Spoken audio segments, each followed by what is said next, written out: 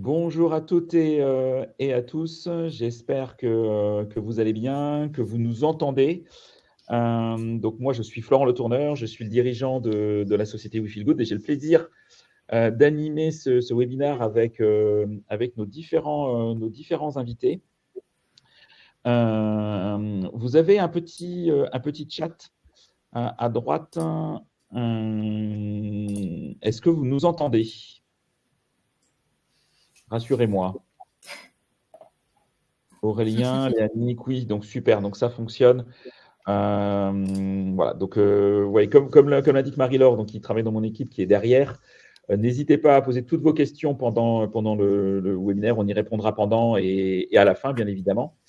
Donc aujourd'hui, on va parler job sharing, on va parler intergénérationnel et j'ai le plaisir on a le plaisir d'avoir avec nous plusieurs invités qui vont se présenter et qui vont prendre la parole au fur et à mesure. Caroline, Brice, Léna, Florence et Yvette qui va nous rejoindre, qui est partie.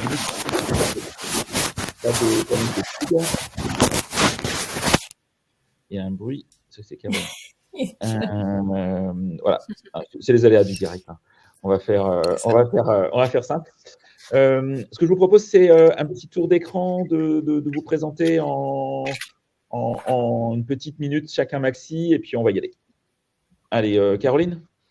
Ok, je veux bien commencer. Bonjour, donc Caroline Sarraud-Le-Carpentier, spécialiste des dynamiques intergénérationnelles dans les entreprises, ou comment tirer parti de la diversité générationnelle, levier de croissance et de performance.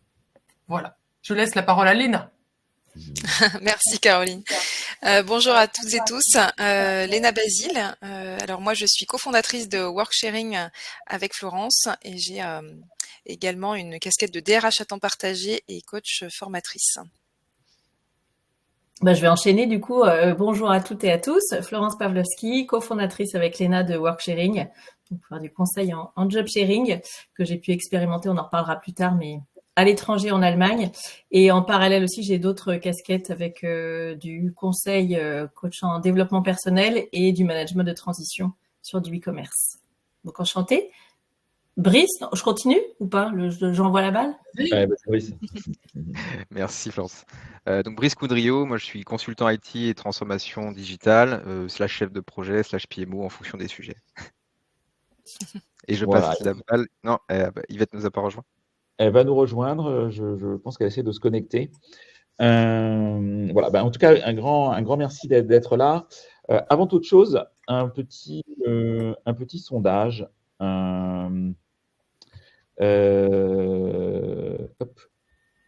J'aurais aimé soumettre. Hop. Voilà, je vous ai posé un petit sondage. Est-ce que vous le voyez arriver dans la rubrique sondage? Dites-moi. Ouais. Donc, connaissez-vous le job sharing? Alors, je vous ai proposé plusieurs réponses. Le job quoi? Non, mais je veux bien partager. Oui, c'est du boulot à deux. N'hésitez pas à répondre à ce sondage, à nous dire un petit peu ce que vous connaissez à date, avant qu'on en parle un peu plus du job sharing. Et en attendant, j'aurais souhaité poser une question à Léna ou Florence. Déjà, pouvez-vous nous expliquer en quelques mots ce qu'est le job sharing, comment il se distingue des autres formes de travail collaboratif? Oui, alors le job sharing, en fait, effectivement, pour faire simple et court, c'est co-exercer une fonction à deux en co-responsabilité. Donc pour faire synthétique, deux personnes qui travaillent sur la même zone de responsabilité, souvent en temps partiel, mais ça peut être de temps plein aussi. Donc qui permet justement d'avoir une continuité d'activité, de soit prendre du temps pour soi, soit effectivement pouvoir être sur ne plus se sentir seul et être en co-gestion sur une même fonction, on va dire. D'accord. Tu veux compléter, Florence, ou tu es totalement en phase avec la définition de Léna? Je suis totalement en phase. Je peux juste donner un exemple concret. Dans la façon dont je l'ai vécu en Allemagne, en fait, moi, je travaillais à 60%. Mon partenaire aussi à 60%, ça veut dire que concrètement, je travaillais du lundi au mercredi et lui du mercredi au vendredi. Et on avait notamment le mercredi pour se passer les sujets, aussi se challenger, brainstormer, etc. Et donc, on avait aussi une équipe qu'on manageait ensemble. Donc, on se partage l'ensemble des projets, des responsabilités et du leadership de notre équipe, management de notre équipe. Et du coup, ce ton exemple intéressant. Et dans l'autre partie de ton temps, tu faisais quoi? Du coup, et ton collègue lui-même, il avait une autre activité aussi en parallèle? Oui, alors lui, en fait, il a fait ce choix pour pouvoir faire une thèse, un doctorat, donc avoir du temps. Un sujet d'ailleurs qui est dans ces cas-là intéressant, qui était intéressant pour Nivea, enfin la boîte pour laquelle je travaillais.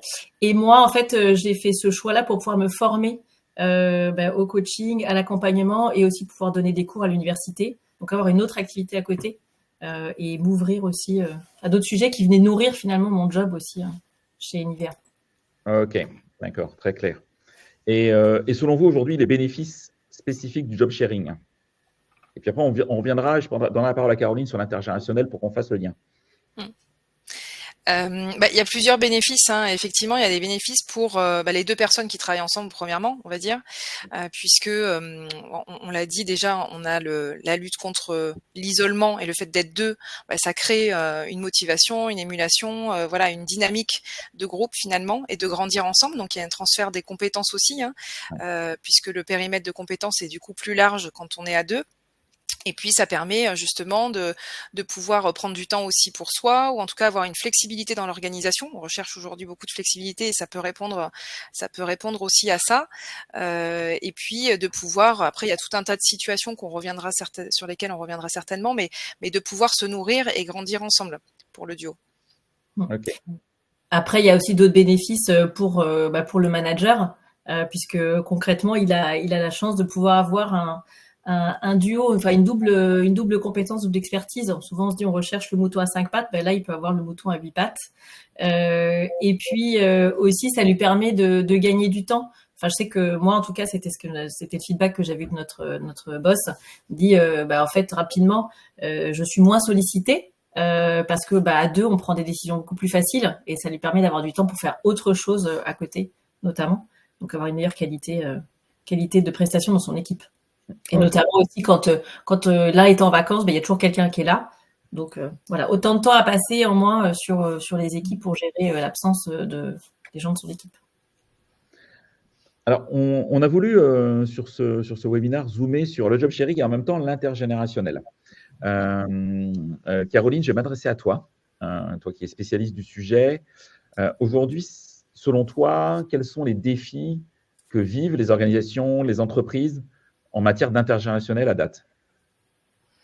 Moi, j'en vois trois majeurs que j'entends très très très régulièrement. Et de toute façon, vous regardez tous les magazines, les rapports qui sont faits. Premier, c'est les stéréotypes et les préjugés. Les jeunes sont souvent perçus comme instables, superficiels, tandis que les seniors sont jugés résistants ou dépassés. Et ces clichés freinent vraiment la collaboration et nuisent à la dynamique d'équipe. C'est le premier qu'on rencontre beaucoup, et beaucoup d'entreprises commencent à investir des ressources et des moyens pour contrer ces stéréotypes et ces biais. Le deuxième, je me rends compte d'un manque de dialogue, la plupart du temps structuré dans les entreprises. Les générations ont tendance à cohabiter souvent sans réel échange. C'est pour ça que je parle de la cohabitation versus la collaboration. Et sans cette interaction significative, il peut y avoir des tensions qui restent non résolues et aussi des opportunités d'apprentissage mutuel qui sont perdues. Rappelons-nous que tout ce qui n'est pas transmis est perdu, définitivement. Donc, je parle souvent de forcer les échanges intergénérationnels parce que, à cause justement de ces stéréotypes et ces préjugés, les gens ne vont pas vers quelqu'un qui ne leur ressemble pas. Et puis le dernier, on remarque aussi une absence de stratégie dédiée dans les entreprises. Peu d'entre elles ont des politiques claires pour gérer les enjeux intergés, avec des outils comme le mentoring croisé ou la formation adaptée aux besoins spécifiques des âges ou le job sharing. Voilà, le mentoring, je pense que c'est vraiment la base et peu d'entreprises l'ont encore à date. Et quand elles l'ont, eh bien malheureusement, c'est toujours réservé au haut potentiel, qui représente que 5% du capital humain des entreprises.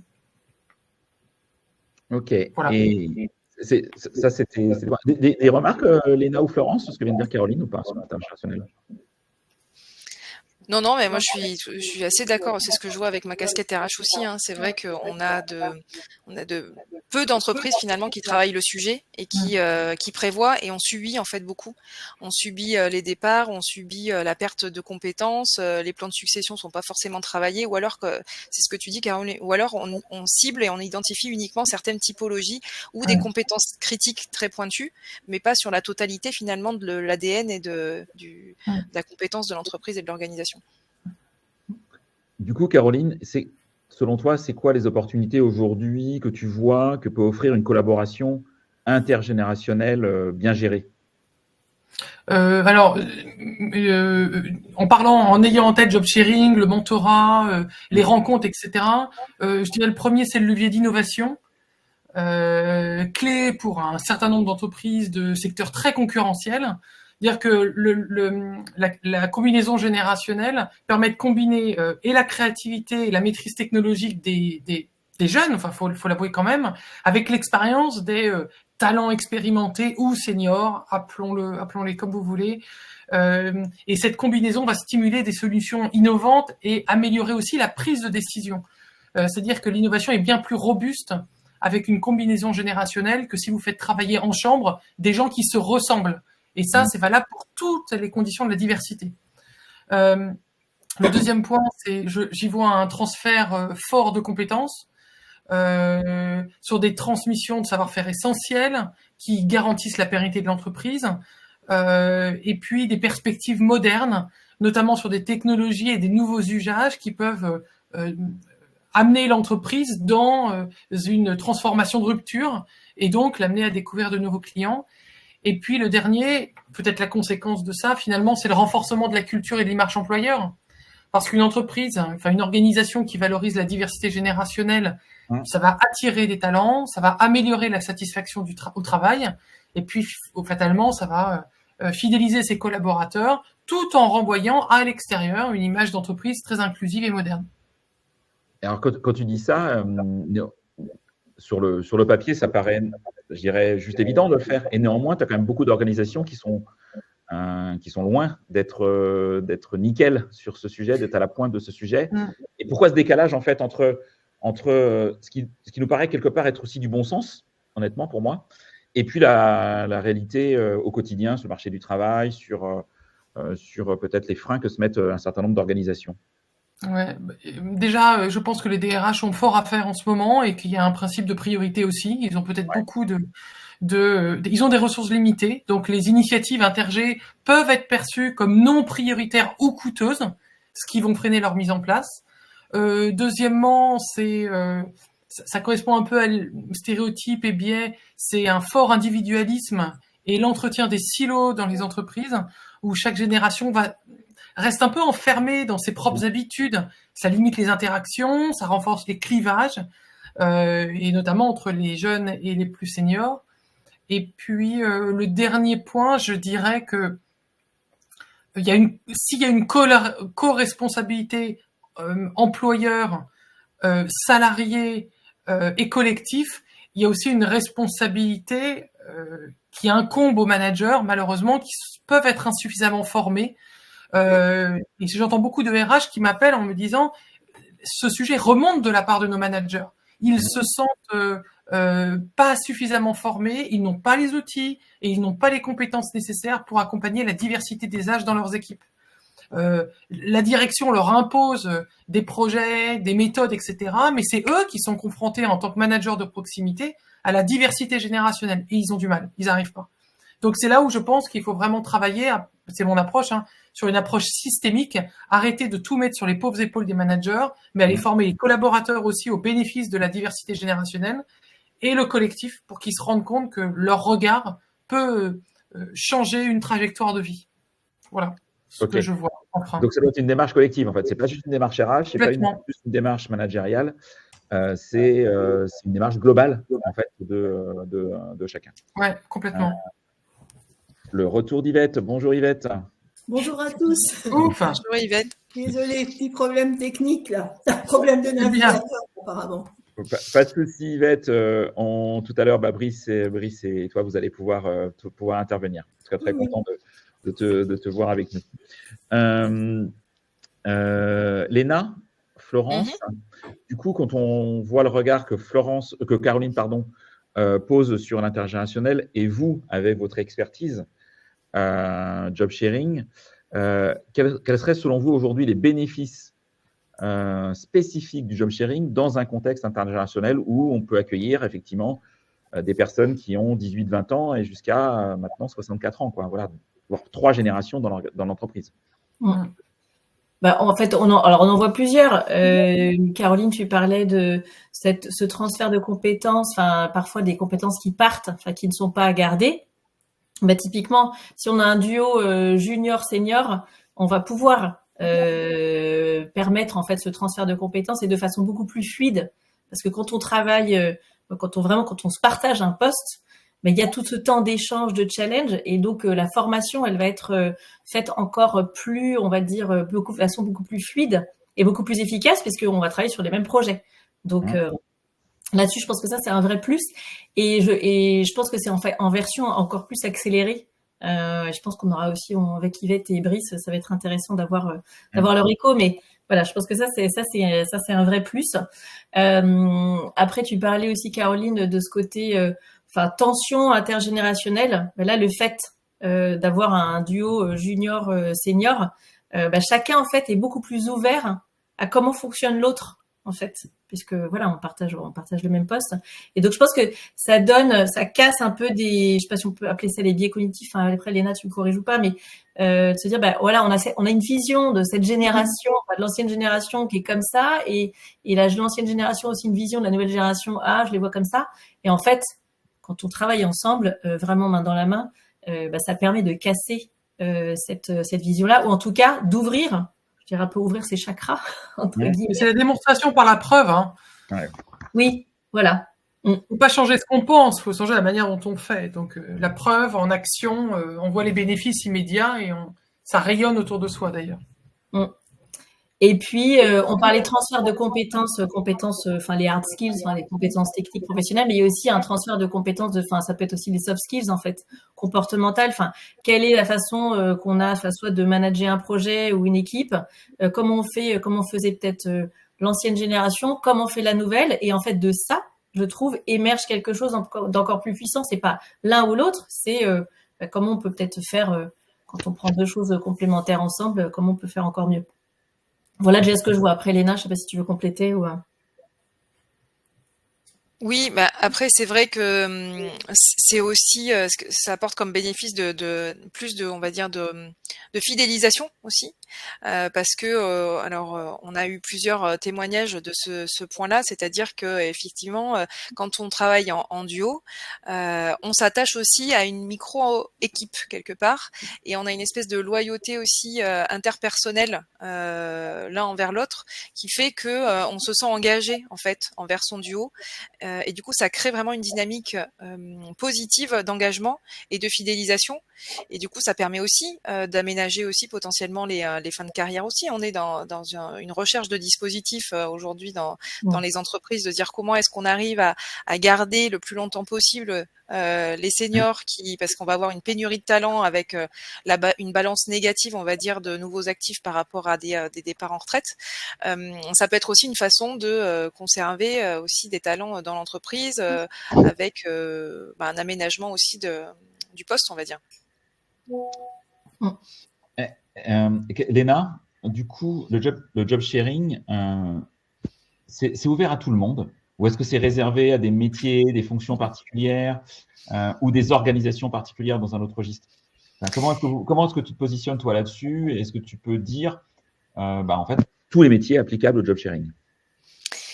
Alors,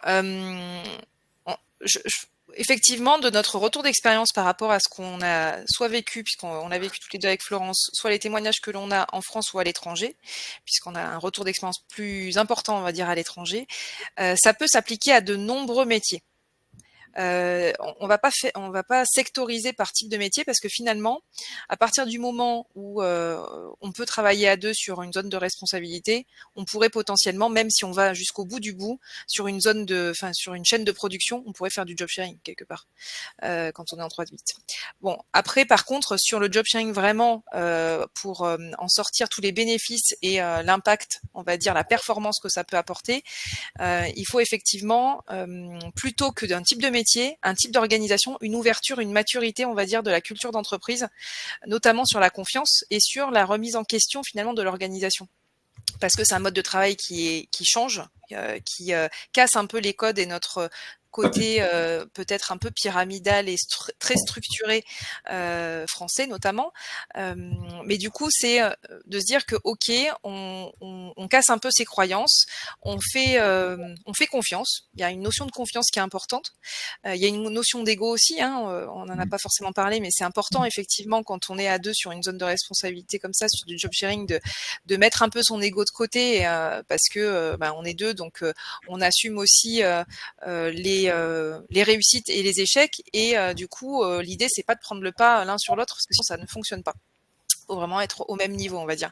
Et donc c'est vrai qu'il faut qu'il y ait cette culture et qui parte du haut vers le bas quelque part. Il faut que ce soit transverse et dans toute l'organisation et de pouvoir avoir un accompagnement aussi du management parce que si on est uniquement sur un fonctionnement du duo, on va dire de façon isolée, ça peut être aussi complexe, ça peut créer des difficultés. Ça peut fonctionner, mais ça peut être moins simple et moins fluide dans l'organisation. Ok. Et juste si je peux me permettre par rapport à l'ego, comme on parle d'intergénérationnel, je pense que là, c'est d'autant plus important de pas faut pas avoir un ego surdimensionné. Je me dis, soit les seniors, ils disent, oui, j'ai la super expérience, le jeune, qu'est-ce qu'il va pouvoir m'apporter? Et inversement, le jeune, oui, oui, moi aussi, qu'est-ce qu'ils vont pouvoir m'apporter les anciens? Enfin, Caroline, je sais pas comment ça résonne chez toi par rapport à ce que tu as pu voir sur oui, non, mais alors, je mettais pas ça sur le sujet de l'ego, j'estimais juste que étrangement, je faisais la réflexion ce matin, je faisais une reco, il disait c'est drôle parce que l'intergénérationnel s'appelait surtout aux plus vieux. Parce que les intergénérationnels, ils savent ce qu'ils ont apporté aux jeunes. Les jeunes, parfois, ils n'ont pas le bénéfice encore de l'intergé quand ils sont trop jeunes. Or, de la récente étude de Domitis et du CSA de septembre 2024, ils sont 92% des jeunes à estimer que le rapprochement de génération est important et 63% à avoir beaucoup de choses en commun à partager avec les seniors. Donc, il y a une vraie socle solide pour entretenir ce sujet-là. Ok. Justement, on va parler duo, on va parler avec Brice et Yvette. Alors, en attendant, je vous ai mis un nouveau sondage sur les risques et freins du job sharing, et puis on parlera de résultats après l'interview de Yvette et Brice avec Léna et Florence sur le résultat de ce sondage. Brice, Yvette, rebonjour à tous les deux. Déjà, est-ce que vous pouvez nous expliquer comment vous avez organisé votre job sharing et qu'est-ce qui vous a motivé à tenter cette expérience? En fait, on était tous les deux dans une même entité d'une grosse organisation au secteur public, dans deux directions différentes. Et moi, je manageais des projets transverses et un programme de transformation, ce qui m'a amené à travailler régulièrement avec Brice. Et je me suis dit, j'ai besoin d'être renforcée, d'avoir une nouvelle visu sur mon chantier. J'ai pu justifier, puisqu'on était en clientèle, j'ai pu justifier aux clients que j'avais besoin d'un PMO. Je ne pouvais pas parler de job sharing. Donc, j'ai justifié que j'avais besoin d'un PMO et j'avais nul doute que Brice allait monter à bord sans aucun problème et qu'on allait pouvoir effectivement faire du job sharing. Et ce que je trouvais intéressant, et je trouve que c'est un des intérêts aussi, c'est le fait que quand on est à deux, on a deux fan clubs. C'est-à-dire qu'il y a des gens qui recevaient très bien Brice et d'autres qui me recevaient mieux moi. Et donc, on pouvait s'organiser pour faire passer des messages et pour faire des transformations. Et je trouve que ça, c'est vraiment un élément important aussi. C'est le fait que ça permet de relever plus de défis, finalement, en étant ensemble. Donc, c'était plutôt intéressant. Enfin, ceci dit, j'avais déjà fait des expériences du même genre avant. Mais là, avec Brice, c'était vraiment bien. On se comprenait directement, on était sur la même longueur d'onde. Et ce qui fait que d'un point de vue organisation, ce fut assez fluide. On s'est organisé un peu en mode agile avec des points réguliers. On était assez rapidement sur la même longueur d'onde. Et si pas, on en discutait, on allait jusqu'au bout du sujet. Et aussi bien l'un que l'autre, on avait une autonomie. C'est-à-dire que je pouvais très bien, moi, me dire à un moment donné, bon, on n'a pas le temps de traiter les différends entre nous, je fais confiance à Brice. Donc, on avait une confiance mutuelle. Et vous parliez tout à l'heure de cet aspect d'ego et d'intergénérationnel. Moi, je trouve qu'il y a un élément qui est important aussi, c'est le respect dans les deux sens. Parce que souvent aussi, les seniors se disent parfois, oh, ceux-là, ils arrivent, ils débarquent, ils n'ont pratiquement pas d'expérience, je peux tout lui apprendre, et c'est pas du tout le cas. On est toujours senior sur ce qu'on connaît et junior sur ce qu'on ne connaît pas. Donc, je trouve que c'est vraiment très intéressant. En tout cas, moi, je suis très, très fan. Brice et moi, on est en duo à réitérer autre part. Et de mon côté, pour reprendre là sur l'origine de notre collaboration, moi, quand Yvette m'a proposé qu'on travaille ensemble, c'est devenu assez rapidement une évidence. J'y ai vu deux choses. La première, c'était l'opportunité de monter en compétence sur des sujets qui sont structurants pour l'entreprise. Et qui dit sujet structurant dit complexe et donc pas forcément accessible à des profils plus juniors d'habitude. Donc c'était l'occasion de monter en compétence là-dessus. Et puis deuxième, comme disait Yvette, on a été dans les faits sur les projets en train de collaborer dès le début. Et on a bien vu que sur le plan humain, ça matchait très bien, qu'on avait des convictions, des valeurs, des personnalités un brin atypiques qui pouvaient très bien matcher, et c'était le cas. Ça m'a conforté assez vite dans l'idée de me faire embarquer sur une nouvelle aventure, et parce que j'étais persuadé que ce serait enrichissant, et je m'étais pas trompé. Et sur la partie organisation, puisque c'était la question aussi, effectivement, on avait des points réguliers, et les outils collaboratifs ont aidé aussi là-dessus. Mais je suis assez convaincu et persuadé au fond de moi que l'efficacité de notre collaboration, elle tenait surtout à 4 grands principes fondamentaux.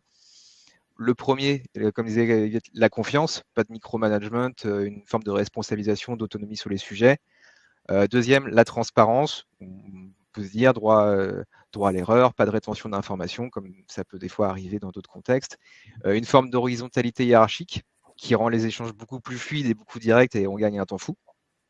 Et enfin, une forme de complémentarité, parce que c'est aussi ça. Alors, comme disait Yvette, on n'avait pas forcément conscience d'être dans un dispositif de job sharing, mais il y avait bien cette idée de complémentarité, de tirer profit tous les deux des forces de chaque profil pour avancer un maximum avec la plus grande efficacité. Et Brice, Yvette, est-ce que vous nous entendez toujours? Oui, oui. Ah, super. Brice, qu'est-ce que toi, tu as retiré de cette expérience avec Yvette? Beaucoup de choses. Alors en priorité, je retiens une forme d'aptitude à prendre de la hauteur, d'analyser des sujets de manière un peu plus systémique, ce que ne fait pas forcément un junior naturellement au début. C'est-à-dire considérer que dans l'entreprise, c'est un système et que dans chaque décision, chaque changement qu'on opère a des répercussions ailleurs dans l'entreprise et qu'il faut les anticiper, les prendre en compte. Il y a ça. Il y a une façon aussi d'aborder la dimension politique qui, surtout dans les grandes entreprises, est une notion qui est primordiale quand on veut avancer sur des sujets qui sont un peu plus high level. Et surtout, en fait, l'appréhender, mais apprendre à manœuvrer à travers celle-ci pour atteindre les objectifs. Et plus généralement, pour faire un peu la boutade, je retiens toujours deux maximes d'Yvette qui me restent toujours en tête dans mes expériences aujourd'hui. La première, elle consiste à dire quand on ne voit pas à 50 mètres, alors on avance à 10 mètres. Ça permet de toujours être en mouvement malgré les contextes parfois pleins d'incertitudes qui peuvent générer de l'inertie. Et puis la deuxième, c'est quand on a raison trop tôt, c'est qu'on a tort. C'est une façon de prendre du recul et de comprendre que c'est pas parce qu'une proposition ne prend pas effet tout de suite dans une organisation qu'elle est pour autant mauvaise. Et en fait, c'est très souvent davantage une affaire de cheminement qui doit se faire dans les esprits de chacun, de patience pour ceux qui les ont formulés, ce qui n'était pas forcément mon fort au départ, et de ténacité aussi un peu pour pas lâcher le morceau quand on a des convictions, ce qui était notre cas avec Yvette. Ok. Yvette? Oui. Je vous entends, mais visiblement, ma caméra, elle veut plus s'activer. J'ai beau cliquer sur activer, ça ne se passe pas. Bon, c'est pas grave, on vous entend, Yvette, donc c'est le principal. Est-ce qu'il y a une question que vous n'avez jamais posée à Brice, que vous aimeriez poser là? Non, pas spécialement. Non. On sait déjà tout, hein, maintenant. Vous savez tout un autre, en fait. Pas qu'on sait déjà Ah, c'est tout, terrible. mais bon, voilà. Il en reviendra certainement dans l'expérience plus tard, mais non. D'accord. Brice ou Yvette, d'ailleurs, est-ce que vous auriez des conseils à donner à d'autres personnes, à d'autres duos qui voudraient mettre en place un job sharing? Je te laisse commencer, Yvette. Mais je pense que de toute façon, on a parlé de tout ce qu'il fallait pour faire du job sharing. Et donc, finalement, le conseil, c'est effectivement de se mettre dans cet état d'esprit. On veut co-construire, on veut partager, on n'a pas de problème d'ego, on se fait confiance, on se respecte. C'est tout ça qu'on retrouve. Et après, je dirais qu'on peut même se retrouver un peu comme nous dans une situation où on fait du job sharing, même si le management n'est pas a priori pour, même s'ils n'en ont jamais entendu parler, mais dans les faits, on leur a montré que ça fonctionne. Donc moi, je sais que les premières fois où il y avait des réunions importantes, où je me disais, je vais plutôt dire à Brice d'y aller, on faisait la réflexion, tu es certaine? Oui, je suis certaine. Oui, pas de problème, et j'ai pas besoin d'être à côté. Voilà. Donc, on le démontre par les faits. Après, il faut avoir l'opportunité. Hein. Oui. Et est-ce que vous avez eu, au sein de votre organisation, de votre entreprise à l'époque, des personnes qui vous ont dit mais tiens, mais moi j'aurais dû le faire ou j'ai envie de le faire, etc. et qui ont essayé quelque part de copier-coller votre modèle, votre organisation dans leur contexte, dans leur job? Non, je pense qu'on a été un peu vus comme des martiens. D'accord, ok. Donc peut-être qu'après notre départ, il y en a qui se sont dit tiens, on essaierait bien le truc, mais… Mais en fait, moi, je ne sais pas ce que tu en penses, Yvette, mais j'ai l'impression que ça polarise un peu. C'est-à-dire que, comme tu dis, on est soit regardé comme une curiosité, mais qui fonctionne. Donc, il y a cette envie naturelle de reproduire en disant ah, c'est pas mal quand même. Ah. Ou alors, à l'inverse, et on pourrait le mettre peut-être dans les difficultés d'appréhender le job sharing, c'est des personnes qui, justement, n'ont pas vraiment l'état d'esprit pour le comprendre. Et quand ils voient, par exemple, un junior sur une table où, a priori, ils disent il n'a rien à faire ici, on peut avoir des difficultés à avoir une voix qui porte, à avoir une forme de crédibilité, et voir, il y a des personnes qui sont pas nécessairement bienveillantes là-dessus. Donc, il y a une forme de polarisation entre ceux qui disent c'est super et ceux qui ne comprennent pas tout de suite, voire qui presque sabotent parce que ne comprennent pas. Ok. Caroline, toi, avec ton œil d'experte intergénérationnelle, comment tu réagis à ce duo Brice-Yvette? Ça sonne doux à mon oreille, en tout cas. Moi, je trouve ça canon. J'aime beaucoup ce que disait Yvette sur le respect dans les deux sens, sur qu'on est senior, sur ce qu'on connaît, junior, sur ce qu'on ne connaît pas. Quand Brice parlait de la montée en compétence sur des sujets structurants, en fait, c'est vraiment une combinaison qui permet aux collaborateurs, dans les deux cas, d'être toujours stimulés. D'être toujours en apprentissage permanent. On reste dans un espèce d'environnement apprenant d'ailleurs. Ça permet une meilleure expérience collaborateur parce que franchement j'ai l'impression qu'ils parlent avec beaucoup de plaisir, ils sont souriants, enfin voilà. Et quand je vois la tête de certains dans les entreprises, c'est pas tous les jours. Et aussi c'est une réponse à la pénurie de talent. On intègre mieux les seniors, on arrive à mieux capitaliser sur les connaissances. On élargit un vivier de compétences. Voilà. Franchement, moi, je suis une fan de la première heure et on en parlait quand on s'était rencontrés avec Florence et Léna. Quand je donne des confs, je parle souvent du job sharing. C'est un sujet qui intéresse, qui questionne. Donc c'est tout nouveau, ça débarque. Enfin tout nouveau, pas complètement, mais en tout cas ça émerge de plus en plus. En tout cas, la preuve, Florence, c'est que tu commences à en parler. Voilà, c'est un sujet émergent et les témoignages que vous nous offrez, Brice et Yvette, apportent du concret derrière tout ça. Il n'y a pas que du concept, il y a aussi de la réalité collaborateur sur le ressenti, donc c'est cool. C'est clair que ça met en question peut-être les schémas traditionnels que l'on a dans l'entreprise.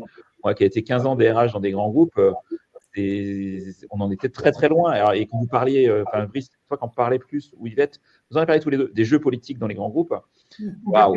Et là, effectivement, quand tu arrives, t'es juju, tu arrives là-dedans, c'est compliqué. Hein. Franchement, c'est difficile.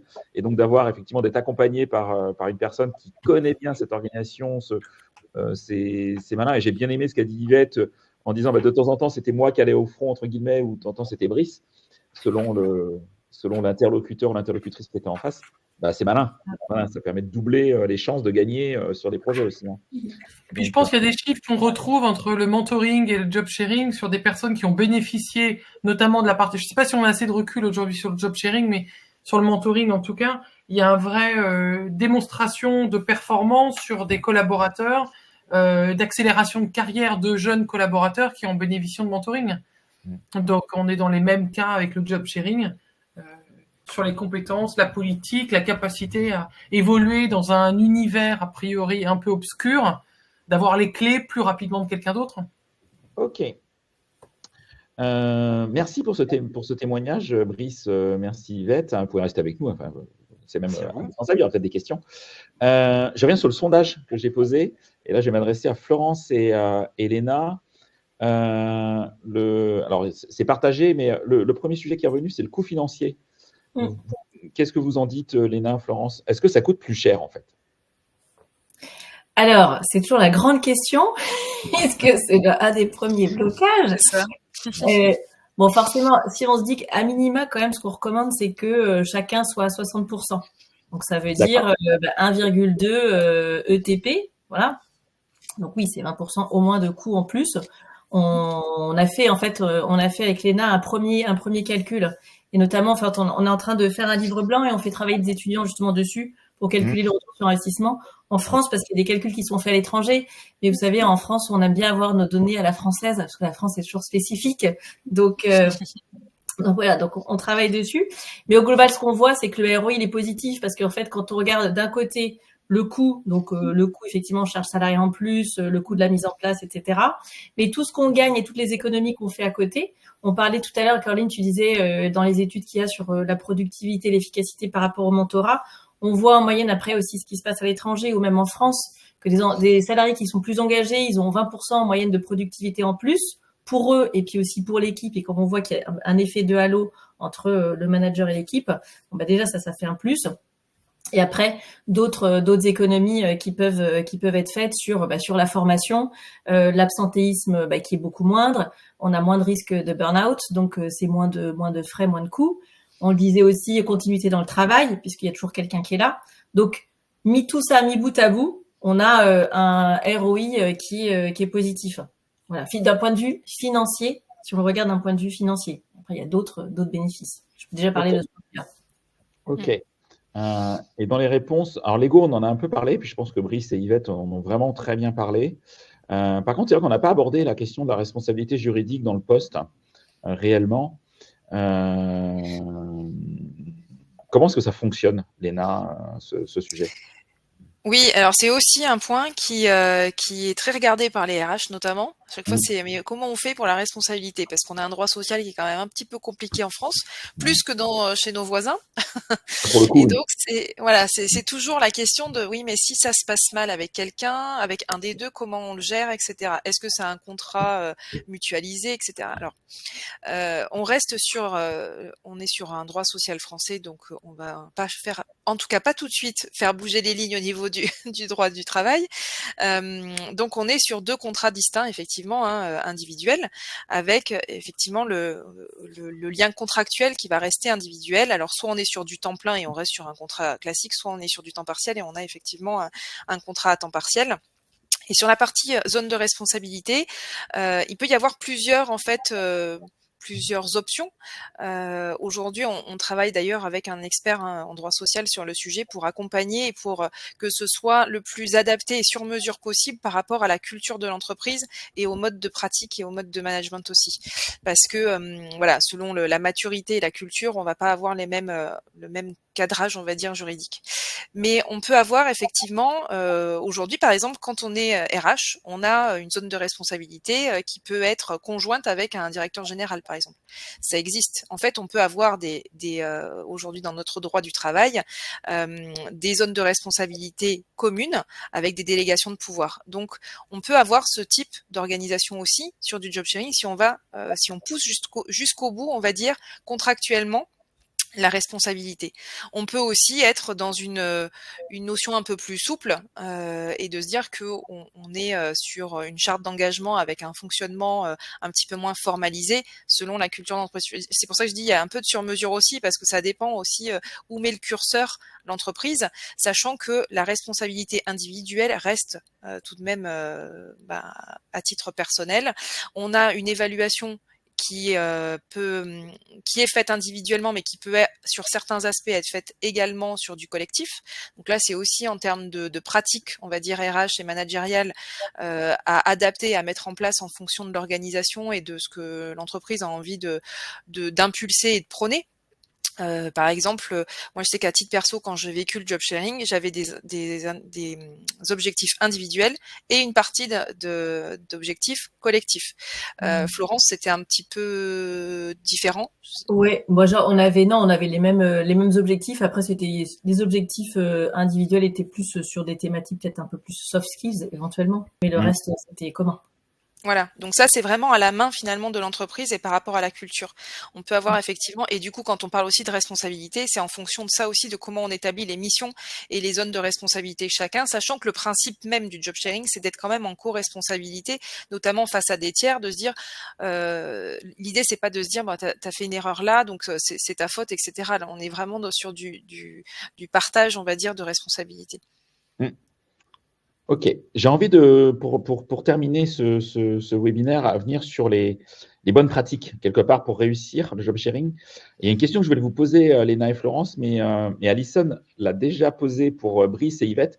Donc, du coup, je vais me tourner vers Brice et Yvette si Brice et Yvette nous entendent. Donc, une question d'Alison qui est comment avez-vous convaincu votre employeur de faire du job sharing malgré cet échange d'expérience entre vous? Est-ce que cela n'a pas été compliqué, en sachant qu'en France, ce n'est pas courant aujourd'hui, ce genre de pratique? Donc, quel a été votre travail de conviction pour convaincre vos dirigeants, vos managers? Tu veux répondre, Yvette? Oui, je dirais que en fait, nous, on était en clientèle, donc celui qu'on a dû convaincre, c'est notre client et pas notre manager. Et puis, on l'a démontré, on l'a fait, tout simplement. On n'a pas parlé de job sharing, on l'a mis en place et on les a mis devant le fait accompli.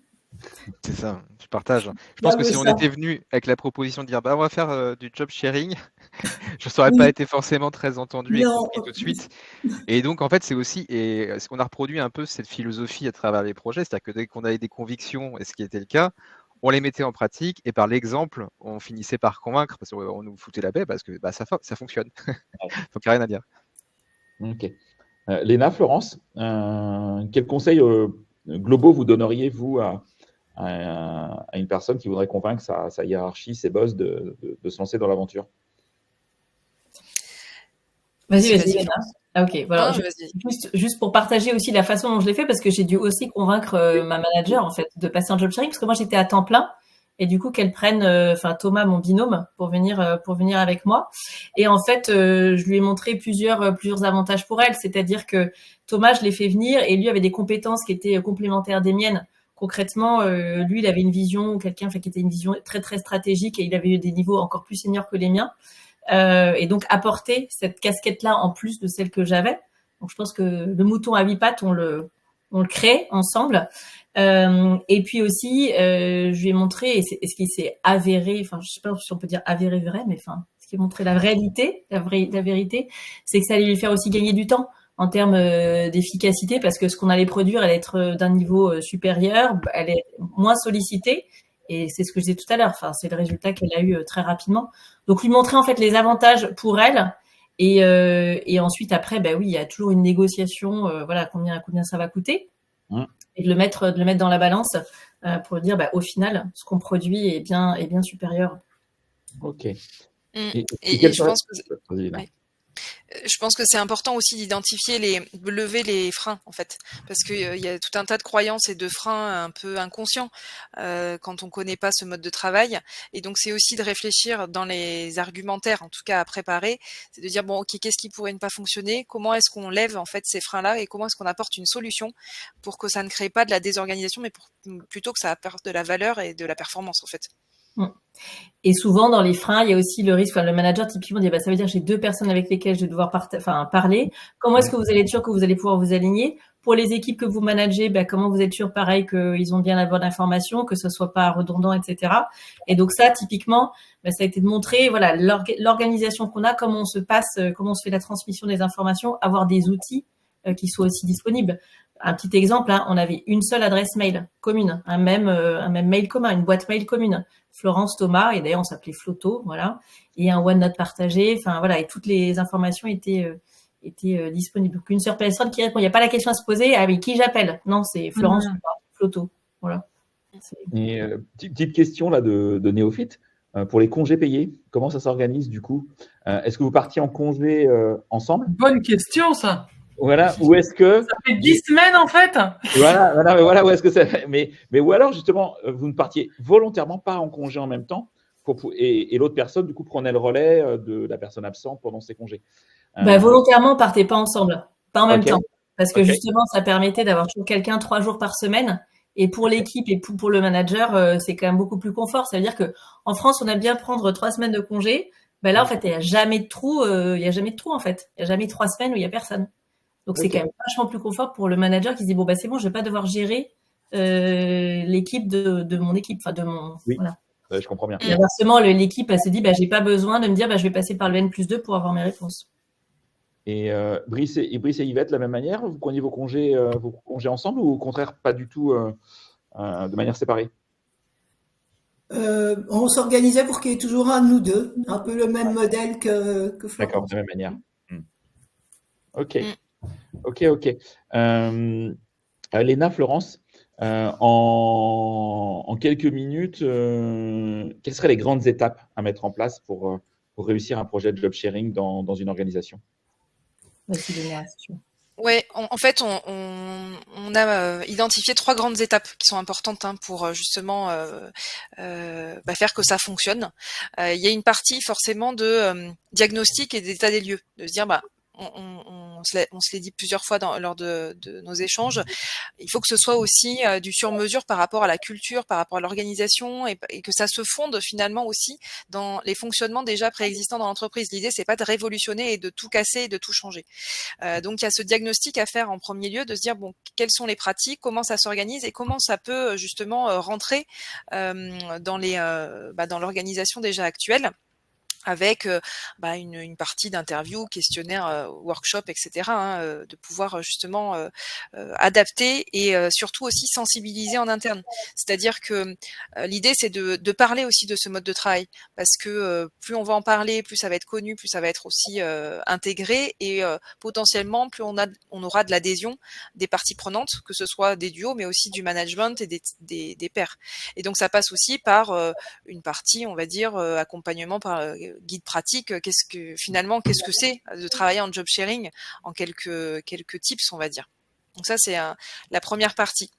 Ensuite, il y a une partie structuration opérationnelle, c'est-à-dire qu'une fois qu'on a fait ça, ok, qu'est-ce qu'on fait, comment ça se transforme concrètement, opérationnellement dans les faits. Et donc, la première chose aussi à travailler, c'est, on a beaucoup parlé, Yvette et Brice nous ont partagé aussi leur expérience, de dire ça fonctionnait parce qu'ils s'entendaient bien, parce qu'il y avait un matching en fait, il y avait une alchimie en fait entre eux. Et ça, c'est hyper important parce qu'en fait, on se rend compte que dans tous les témoignages que l'on a eu, moi je l'ai vécu aussi, Florence aussi, ça tient aussi à l'alchimie et au matching entre les deux personnes. Donc c'est s'assurer finalement, avoir un processus aussi finalement d'adéquation et de complémentarité et de compatibilité des deux personnes, pour être sûr que ça va bien fonctionner en termes de valeurs. Ils en parlaient tout à l'heure, Brice et Yvette, de vision, de valeurs, de rapport aussi, de quel est notre métier, qu'est-ce qu'on a envie de partager au quotidien à travers notre métier. Et donc de pouvoir travailler sur ce point-là, et aussi l'alchimie avec le manager, parce que forcément le manager, il a plus qu'une seule personne, mais 2 personnes. Donc il faut aussi que ça matche aussi avec le management. Et puis, c'est de se dire quels sont finalement les facteurs clés de succès et quels sont les indicateurs qui vont nous permettre de dire que ça réussit et que ça fonctionne. Et ça, c'est aussi à identifier en amont, c'est-à-dire que, ok, on se met des indicateurs clés de suivi et des KPI en fait, tout simplement, et pour pouvoir suivre et pour pouvoir justement être dans le aussi quelque part une sorte de performance entre guillemets, même si on est sur des choses qui sont peut-être pas tout le temps palpables, mais de pouvoir justement avoir un retour sur investissement et un retour d'expérience argumenté, il faut qu'on puisse mettre des indicateurs de réussite aussi. Et après, Florence. Et après, ça va être important en dernière phase d'accompagner ce duo. Voilà, je sais que nous, enfin, quand je l'ai démarré, en fait, on a eu un coaching pour nous, mais il y a aussi le coaching pour notre équipe, coaching pour notre manager, pour être sûr qu'on est bien aligné sur notre mode de fonctionnement, et puis au débarrage, mais aussi sur la durée. Voilà, 3 mois, 6 mois.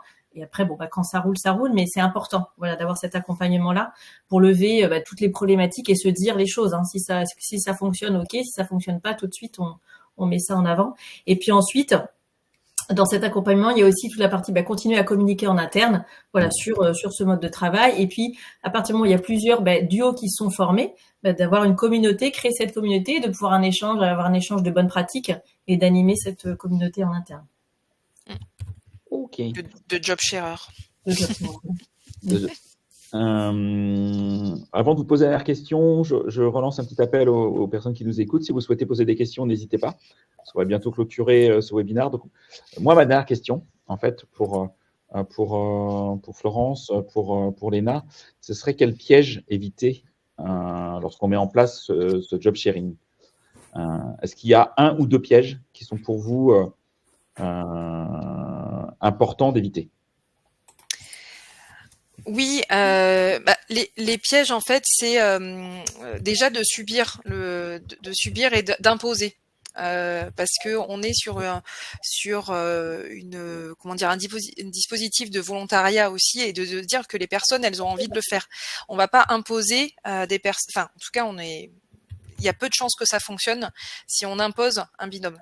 Et donc c'est un co-choix en fait. C'est un co-choix des deux personnes qui vont bosser ensemble, parce que elles vont partager beaucoup de choses. Et donc c'est important que dans le processus, voilà, il y ait vraiment cette notion de se dire on y va ensemble, on a envie d'y aller ensemble, et ça va fonctionner parce qu'on travaille ensemble. Et donc dans cette partie-là, il y a tout un accompagnement aussi, de se dire on leur met à disposition aussi un dispositif d'accompagnement, parce qu'en fait c'est pas un mode de travail qui se fait tout seul comme ça. Alors Brice et Yvette, c'est chouette comme partage d'expérience, parce que c'était vraiment volontariste et ils y ont cru et ils ont amené la preuve. Et je pense que ça a demandé beaucoup d'énergie et beaucoup de conviction.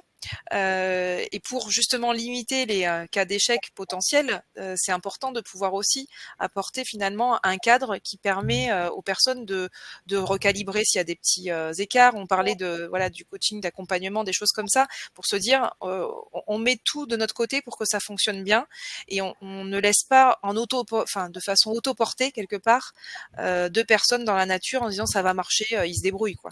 Voilà, il y a cette partie-là qui est importante, je pense. Oui, et puis je pense qu'il y a aussi juste une dernière partie, peut-être aussi technique, d'avoir aussi des outils techniques, des moyens pour pouvoir faire en sorte que ça fonctionne. Voilà, quand je dis une boîte mail, des outils collaboratifs. Si on les a pas, si on veut pas investir dedans, ça va mettre du sable dans les rouages. Voilà, ça va empêcher la fluidité aussi. Ok, extrêmement clair. Écoutez, un grand merci. Un grand merci à vous 5 pour votre temps. Merci Caroline de ta disponibilité et de tes conseils sur l'intergénérationnel. C'était cool de m'avoir invité, merci. C'est sympa. Qui sont extrêmement précieux, et je pense que c'est un véritable sujet aujourd'hui dans beaucoup d'organisations, ça c'est clair. Je confirme. Juste, on n'a pas entendu beaucoup Caroline, mais en tout cas, pour avoir assisté aussi à d'autres conférences, je pense que c'est vraiment, c'est très inspirant, avec des bonnes idées aussi pratiques et concrètes. Donc, Alors, en tout cas, moi, j'aimerais bien entendre Caroline sur mon podcast. On n'a jamais fait comme ça en 2025.